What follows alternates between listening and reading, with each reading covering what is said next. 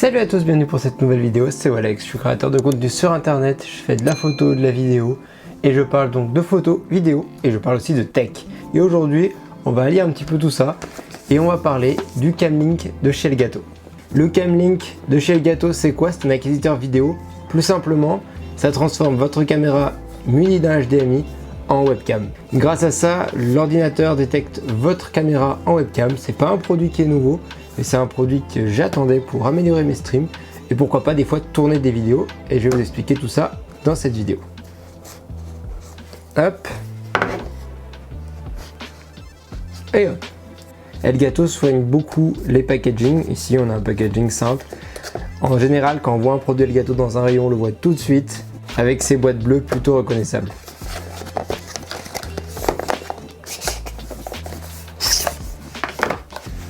On a derrière des spécifications en anglais sur les droits de l'image aux États-Unis. C'est par rapport, je pense, à la loi, du fait que c'est quelque chose qui peut filmer.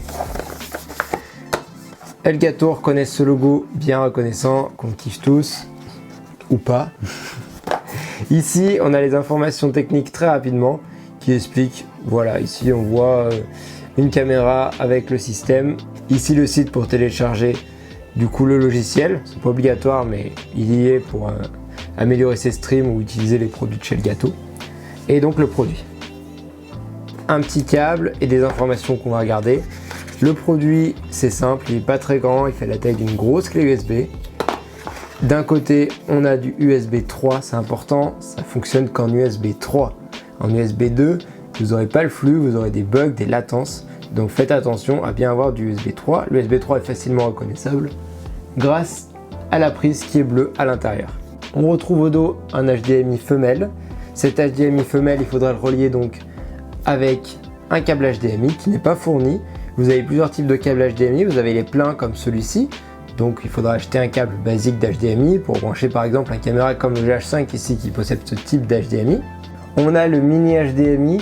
Le mini HDMI, c'est un HDMI plutôt utilisé pour des appareils moyens. Et ensuite, on a le micro HDMI qui est utilisé et que j'utiliserai moi pour par exemple ici mon A6100 qui est en micro HDMI ou la GoPro qui l'est aussi. La rallonge, c'est très important, c'est très cool qu'elle y soit.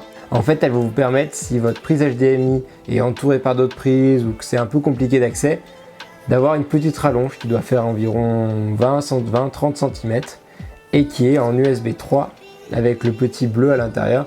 C'est important hein, parce que si vous prenez une rallonge USB 2, ça fonctionne pas. Donc ils en fournissent une petite, bon point, je trouve ça cool.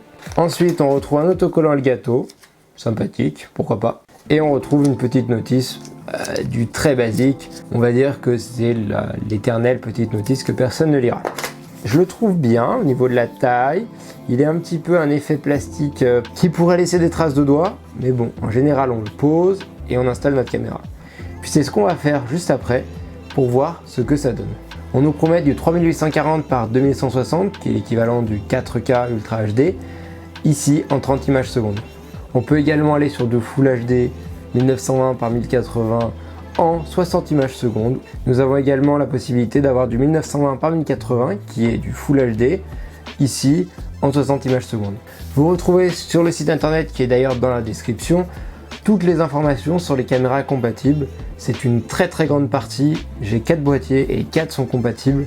Mon GH5, mon A6100, ma GoPro Hero 6 ou encore mon EOS R qui est derrière moi. Il est temps de brancher ça et de voir ce que ça donne. Rien de mieux qu'un petit test pour se rendre compte de la qualité.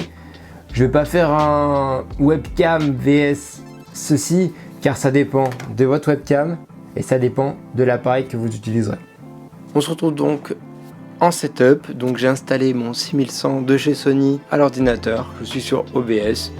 On va dire que c'est du basique sur basique. J'ai juste eu le brancher, ça l'a détecté comme un périphérique de capture vidéo et voilà. Là on est sur le son de mon Rode NT1A et une table de mixage USB de chez Behringer. Voilà donc la qualité que je vais pouvoir fournir en stream. Je peux vous montrer par exemple une scène.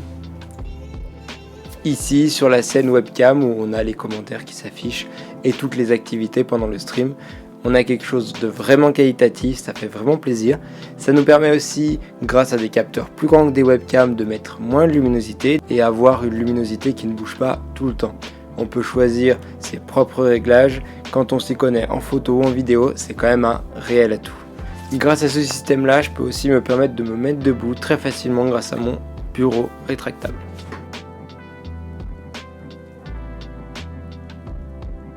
Et voilà qu'en quelques secondes, je peux me mettre debout en plein stream grâce au système d'accroche que j'ai utilisé de chez SmallRig que je vous mets en image.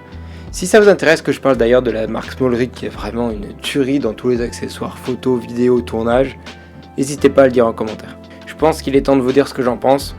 On repasse juste derrière. S'il fallait que je donne mon avis sur ce produit, ce serait très positif.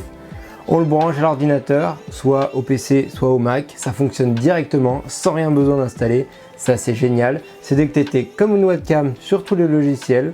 C'est vraiment plug and play. J'aime beaucoup cette partie-là. La qualité de fabrication est très correcte, comme en général chez Elgato. Ils sont très forts. Ça a été racheté par Corsair. Et depuis, pas mal de produits sortent. Quelques produits par an. Et à chaque fois, ils tapent dans le mille pour les streamers et les vidéastes. Je dis que c'était un produit également pour les vidéastes. Parce qu'aujourd'hui, ils n'ont plus qu'à brancher ça, enregistrer directement sur OBS le flux vidéo, brancher un micro, soit un micro USB, soit un micro avec une table de mixage. Chacun fait comme il a envie et ça permet d'avoir directement le rush qui se met sur un serveur et carrément le monteur il va derrière, il peut direct monter la vidéo sans transfert, sans rien, rapidement. C'est vraiment pratique. Je sais pas si je vais l'utiliser comme ça car on a quand même une perte de vidéo, c'est normal. Elle est quand même assez minime pour du YouTube, je pense pas que ça se voit, mais j'aime bien avoir l'enregistrement dans ma carte SD, c'est des petites habitudes on va dire. Peut-être que je passerai à tourner des vidéos directement avec l'acquisiteur vidéo pour éviter de devoir tout installer, même si c'est pas grand chose aujourd'hui grâce à mon studio. J'ai juste à poser ma caméra, mettre une table et rec. J'espère que cette vidéo vous aura plu, n'hésitez pas à vous abonner d'ailleurs pour avoir des nouveautés comme ça que je présenterai. Là on est sur un produit qui est pas récent, mais des fois il m'arrive de présenter des nouveautés comme la semaine dernière avec le Razer 2020. D'ailleurs si tu n'as pas vu cette vidéo, je vais te la proposer en fiche juste ici et puis je te souhaite une excellente journée. C'était Walex, ciao.